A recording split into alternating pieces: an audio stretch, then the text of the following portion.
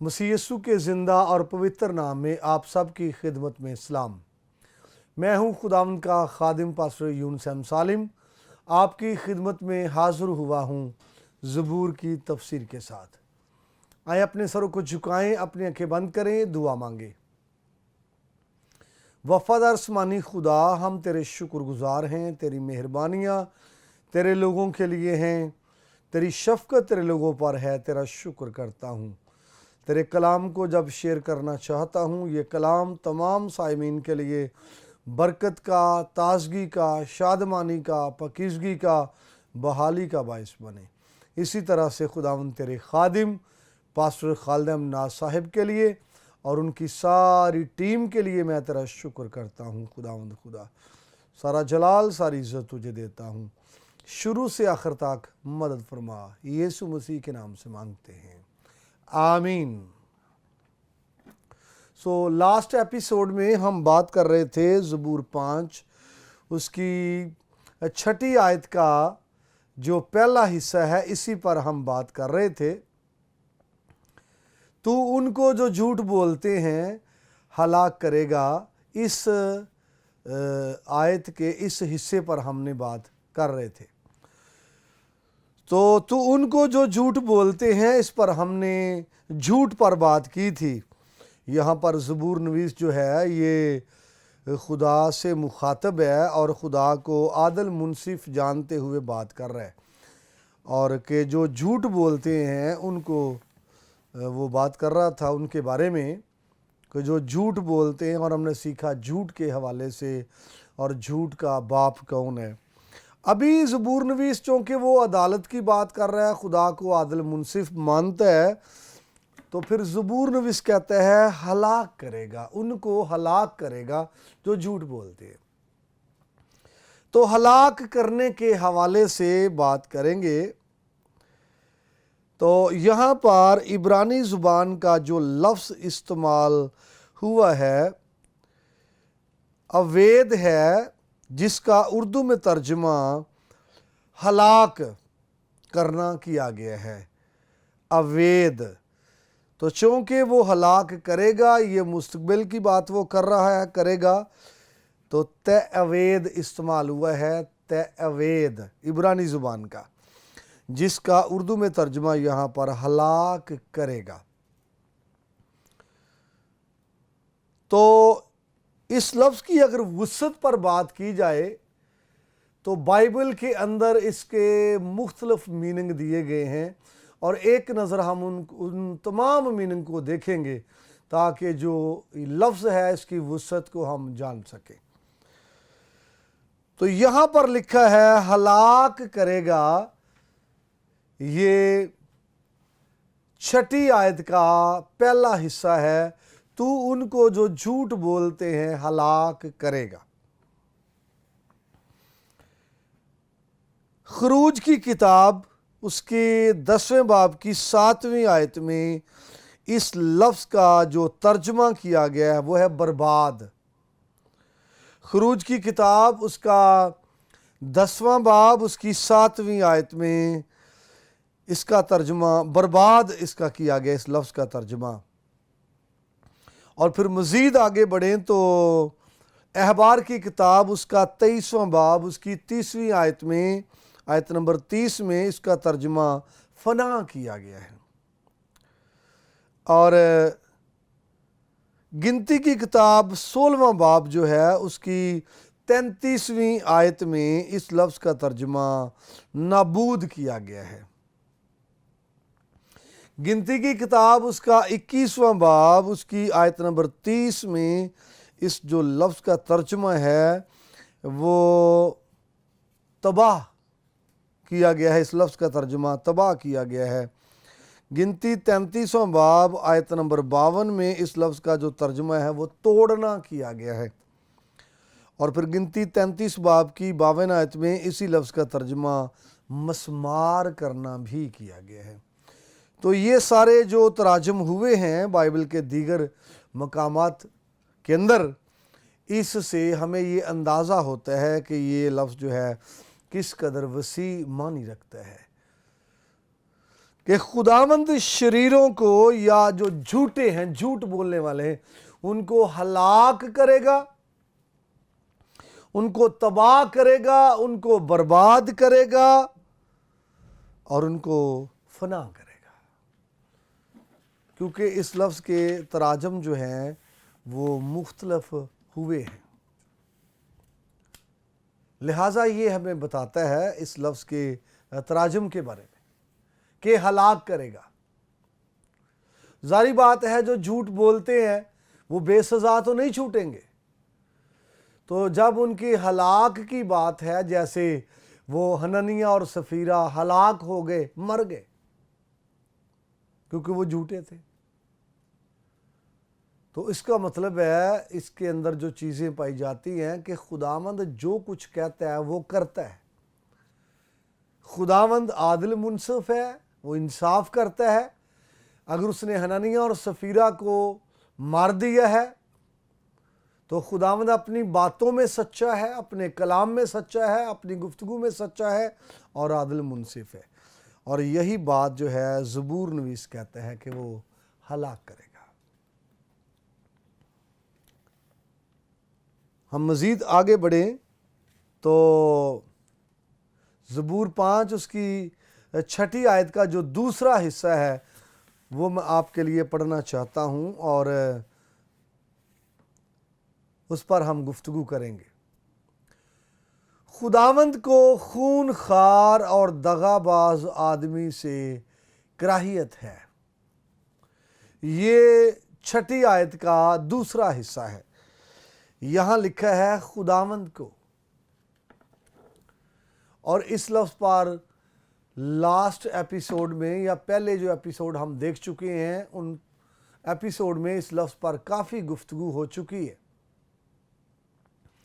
اور میں آپ کو بتانا چاہتا ہوں یہ خداوند کا جو لفظ یہاں پر استعمال کیا گیا ہے، عبرانی میں یہاں پر یہوہ کا لفظ استعمال ہوتا ہے اور اس کے میننگ ہے مالک، اور خداوند اس کا ترجمہ کیا جاتا ہے، اور اس کا ترجمہ آقا اور سائیں کیا جاتا ہے، شوہر کیا جاتا ہے۔ تو لکھا ہے خداوند کو یعنی مالک کو، اور یہ بات بڑی غور طلب ہے۔ عام بندے کو آپ سے نفرت ہو جائے تو وہ بھی ہے تو ٹھیک بات نہیں ہے، وہ بات بھی آپ کے لیے نقصان دہ ہو سکتی ہے، لیکن یہ بات بڑی غور طلب ہے اور یہ بات بڑی خطرناک ہے کہ اگر مالک کو اگر ہو جائے تو یہاں لکھا ہے خداوند کا لفظ، میننگ ہے مالک۔ مالک کو نفرت ہے یا کراہیت ہے، اس پر ہم آگے چل کے بات کریں گے، کراہیت کا لفظ یوز ہوا، اس پر بات کریں گے، لیکن ابھی میں یہ کہنا چاہتا ہے کس کو؟ کسی عام شخص کو نہیں ہے، کسی چھوٹے بندے کو نہیں ہے، یہاں بات جس کی ہو رہی ہے وہ مالک ہے، اور نہ صرف وہ مالک ہے بلکہ خالق ہے، پیدا کرنے والا ہے، تیرا اور میرا کریٹر ہے۔ وہ پہلی بات یاد کریں، وہ خالق ہے، وہ مالک ہے، کریٹر ہے، وہ مالک ہے، پھر آپ کا وہ رازق بھی ہے، اور وہ پروٹیکٹر بھی ہے، محافظ بھی ہے۔ تو اگر مالک ہی کو نفرت ہو جائے تو یاد کیجئے یہاں خداوند کا لفظ استعمال کیا گیا ہے، اگر اس کو کسی سے نفرت یا کراہیت ہو جائے تو پھر اس کا کھانا پینا بھی جو ہے وہ ڈسٹرب ہو سکتا ہے، اور اس کی جو محافظت ہے اس کے لیے بھی وہ شخص پریشان ہو سکتا ہے، کیونکہ یہاں خداوند کی بات کی گئی ہے کہ خداوند کو کراہیت ہے۔ یہ بات بعد میں کریں گے کہ کس سے ہے، خداوند کو کراہیت ہے۔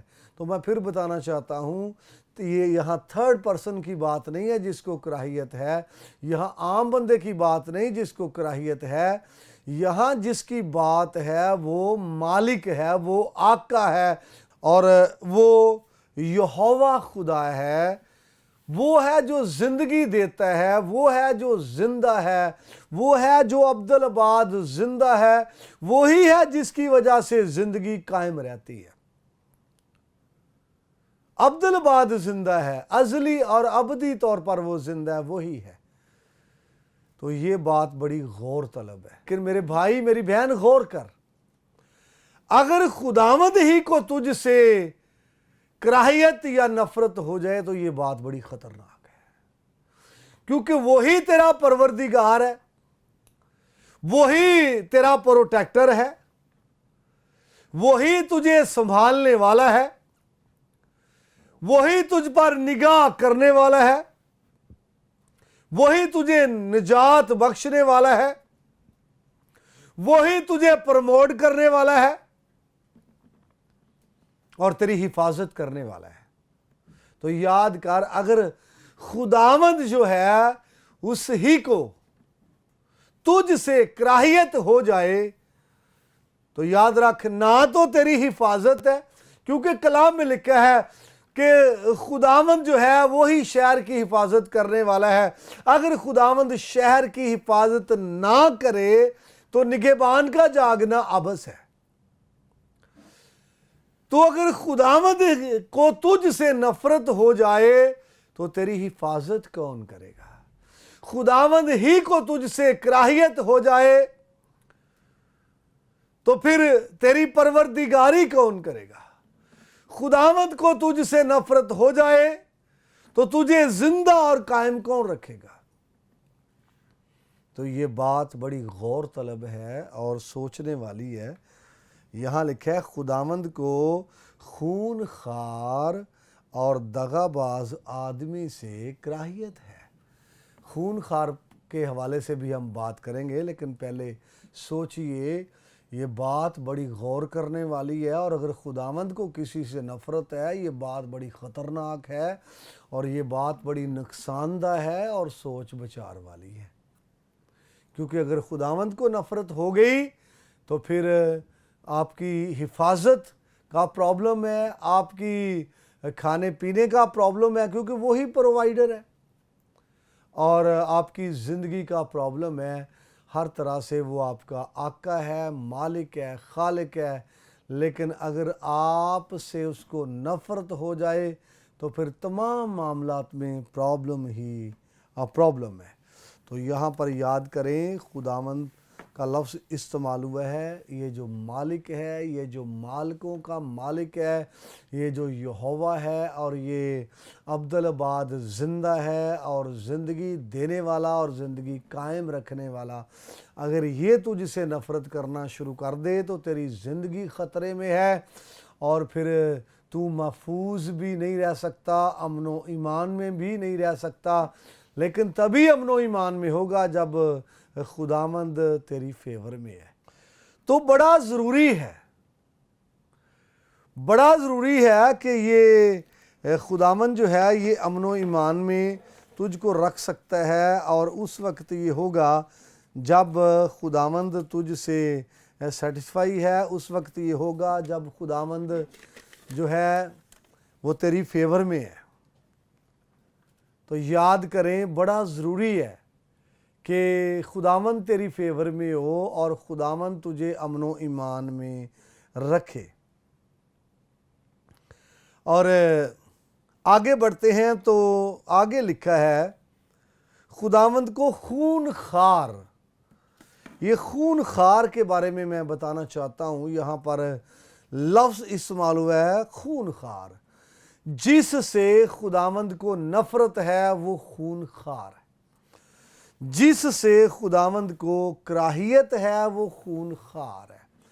اور خون خار کے لیے عبرانی میں جو یہاں پر لفظ استعمال ہوا ہے دامیم، اور دامیم جو ہے یہ ایکچولی خون کی جمع ہے۔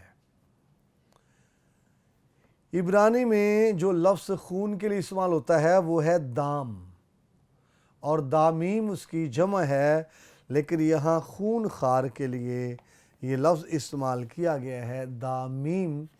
اور اس لفظ کی وسعت کو انڈرسٹینڈ کرنے کے لیے لازمی ہے ہم غور کریں، اور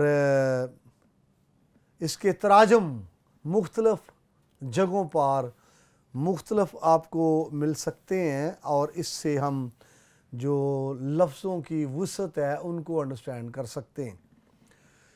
تو زبور 5 ابھی ہم نے پڑھا، 6 آیت میں اس لفظ کا ترجمہ جو ہے وہ خون خار کیا گیا ہے۔ خون خار کہتے ہیں خون کرنے والے کو، خون بہانے والے کو۔ جو خون کسی کا بہاتا ہے یا خون کرتا ہے اس کو خون خار کہتے ہیں۔ اور یہاں پر جو خون خار لفظ استعمال ہوا ہے، تو انگلش میں اس کے لیے جو لفظ استعمال ہوا ہے وہ ہے بلڈی۔ اور پھر خروج کی کتاب اس کے 4 باب کی 26ویں آیت میں یہی لفظ استعمال ہوا ہے، اور اس کا اردو میں ترجمہ خونی کیا گیا ہے۔ اور خونی اس کا ترجمہ کیا گیا ہے، اور میں آپ کو بتانا چاہتا ہوں ہمارے کلچر میں بھی خونی ایسے شخص کو کہتے ہیں جو قاتل ہو۔ تو انگلش میں یہاں پر بھی بلڈی کا لفظ یوز ہوا ہے۔ اور پھر سیموئیل کی دوسری کتاب اس کا 21واں باب اس کی 1 آیت کو پڑھے تو وہاں پر خون ریز لفظ استعمال ہوا ہے، خون ریز، اور وہاں پر بھی عبرانی میں یہی لفظ ہے جس کا اردو میں ترجمہ خون ریز کیا گیا ہے۔ اور پھر زبور کی کتاب زبور 51 اس کی 14ویں آیت میں بھی عبرانی کا یہی لفظ استعمال ہوا ہے، اردو میں اس کا ترجمہ خون کا جرم کیا گیا ہے۔ تو میں آپ کو بتانا چاہتا ہوں اس طرح سے ہم لفظ کی جو وسعت ہے اس کو انڈرسٹینڈ کر سکتے ہیں کہ خون خار، خونی، خون ریز اور خون کا جرم۔ ایسا شخص جو کسی کا خون کرتا ہے، ایسا شخص جو کسی کا خون بہاتا ہے، جس کو ہم قاتل کہتے ہیں، اور عبرانی زبان میں بھی لفظ جو ہے قاتل استعمال ہوا ہے۔ کوف ہے، اس کے نیچے کامس ہے، پھر تیت ہے، اس کے نیچے پتخ ہے، اور آخر پر لامد ہے۔ قاتل، قتل کرنے والا۔ اور جو قاتل ہے یہ عربی زبان کا بھی لفظ ہے، قتل کرنے والا، کسی کی جان لینے والا، کسی کو مار دینے والا۔ یہاں پر خون خار لفظ استعمال ہوا ہے، اور عبرانی میں اس کے لیے دامیم استعمال ہوا ہے، اور جس کے تراجم میں نے آپ کے سامنے رکھے ہیں تاکہ ہم بات کی تہ تک پہنچ جائیں۔ تو جو قاتل شخص ہے وہ خونی ہے، خون بہانے والا ہے کسی کا۔ جو قاتل ہے وہ خون خار ہے، اور ایسے درندوں کو ہم خون خار درندے کہتے ہیں جو کسی کی جان لینے والے ہوتے ہیں، جان لیوا درندے ہوتے ہیں، ان کو خون خار درندے ہم کہتے ہیں۔ لہٰذا اس لفظ کے اندر خونی اور خون ریزی اور خون خاری کا تصور موجود ہے۔ ایسا شخص جو کسی کا خون کرتا ہے، ایسا آدمی جو کسی کا خون بہاتا ہے، اس کی بات ہو رہی ہے کہ خداوند ایسے شخص سے کراہیت کرتا ہے، ایسے شخص کو خداوند پسند نہیں کرتا۔ ہم سب جانتے ہیں کہ دنیا کے آغاز میں ایک قتل ہوا، بھائی نے بھائی کا خون بہایا، قائن نے ہابل کا خون بہایا۔ دنیا کے آغاز میں ایک قتل ہوا، اور بائبل کہتی ہے وہاں پر بھائی کا خون بہانے کے بعد یہ شخص परेशान है, मायूस है, काइन जो है मायूस है। तो खुदा ने इस शख्स से पूछा कि तेरा भाई किधर है? तो ये नहीं बताता कि मैंने अपने भाई को मार दिया, ये नहीं बताता कि मैंने अपने भाई को कत्ल कर दिया, बल्कि आगे से ये बोल रहा है, क्या मैं अपने भाई का मुहाफिज हूं? तो खुदा ने उस शख्स से कहा कि तेरे भाई का जो खून है वो मुझे जमीन से पुकारता है। उर्दू में यही सेंस आपको मिल रही है कि तेरे भाई का खून मुझे जमीन से पुकारता है। और हिब्रू में यहां पर आपको मिलेगा जो सेंस वो है दमे, तेरे भाई के खून, तेरे भाई के खून जो है वो मुझे जमीन से पुकार रहे हैं। इसके बारे में मुफस्सरीन का कहना यह है, क्योंकि ये तस्वर था कि हर शख्स के खून के अंदर उसकी पुश्तें होती हैं, हर शख्स के खून के अंदर उसकी नस्ल होती है, और उसकी जो नस्ल है वो पुकार रही है। उलमा का इसके बारे में ये ख्याल है तफसीर करते हुए कि तेरे भाई की जो नस्लें हैं वो पुकार रही हैं, जो खून के अंदर उसकी नस्ल है वो पुकार रही है। इसके बारे में एक रवायत है, और ये रवायत बड़ी फेमस है, आपने सुनी होगी। और ये रवायत जो है ये कि जिसने एक शख्स का कत्ल किया उसने पूरी इंसानियत का कत्ल कर दिया। तो लिहाजा जो खून खार है, कातिल है और खूनी है, खुदावंद ऐसे शख्स को पसंद नहीं करता। ऐसे शख्स से खुदावंद को नफरत है, घिन है, कराहियत है। इसलिए कलाम की रोशनी में अपने आप को चेक करना बड़ा जरूरी है। क्या मैं खूनी तो नहीं? हो सकता है कोई किसी बशर का खून कर रहा है, कोई किसी इंसाफ का खून कर रहा है। तो कलाम की रोशनी में अपने आप को चेक करने की ज़रूरत है और खुदा से डरते हुए ज़िंदगी बसर करने की ज़रूरत है। कलाम के वसीले से खुदावंद खुदा हम सबको बड़ी बरकत बख्शे, आमीन। मज़ीद बरकत पाने के लिए आप देखते रहिए PMI TV।